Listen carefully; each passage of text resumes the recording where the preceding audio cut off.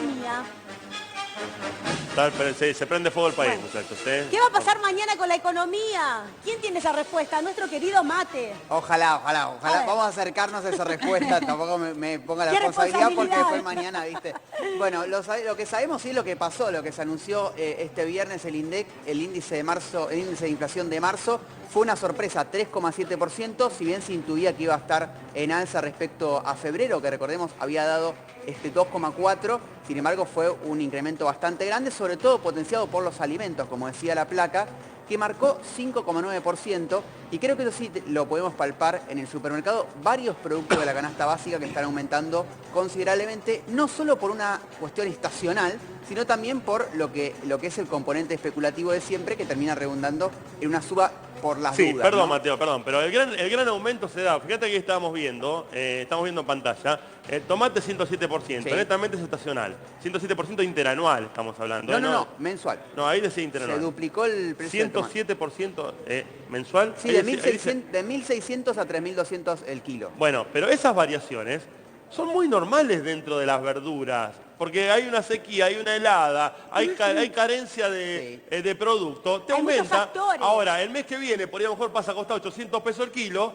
y te bajó a la mitad. Tendrá su Entonces, incidencia en la inflación de alimentos de abril. Lo cierto es que los alimentos llevan 3 meses consecutivamente subiendo, es decir, No, pero no esta había vez- pasado en enero y febrero, y hay otros componentes que no son estacionales, como el pollo, como los huevos, que también están mostrando un alza, sí. No, el que marcó tendencia en esta oportunidad fueron los productos estacionales, salvo la carne, que estaba atrasado y también Sí. tuvo un aumento.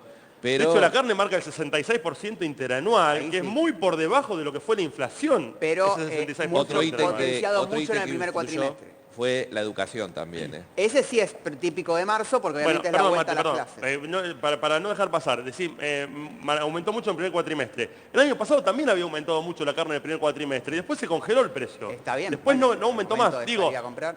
a mí sabes que me llama la atención, A ver. Mateo, y seguimos hablando de todo esto, Seguimos hablando de todo esto.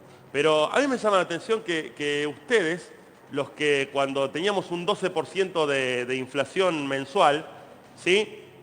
Y votaron a ese candidato a presidente que nos daba el 12% de inflación mensual, hoy se horrorizan, y en ese momento no se horrorizaban con el 12%, hoy se horrorizan con un 3,7% y parece que el país va a volar por el aire porque tuvimos un pequeño aumento de un punto con respecto al mes anterior en la inflación, 3,7%, venimos de una inflación interanual del 300%.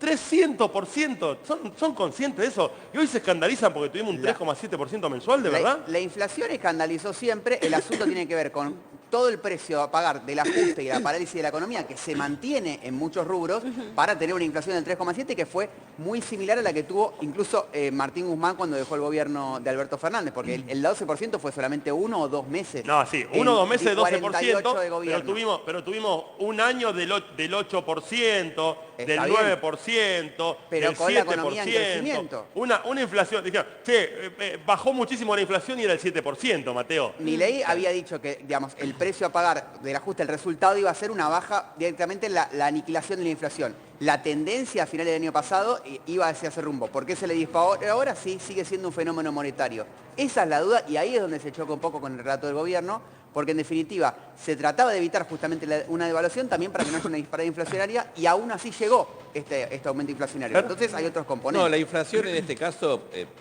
podemos analizarlo de dos puntos de vista. Primero, fue un fenómeno estacional en este mes. Marzo es un mes muy complicado para la Argentina, al igual que diciembre y al igual que julio con Siempre el sube la aguinaldo. inflación en marzo. Son meses típicos. No Ahora, tanto los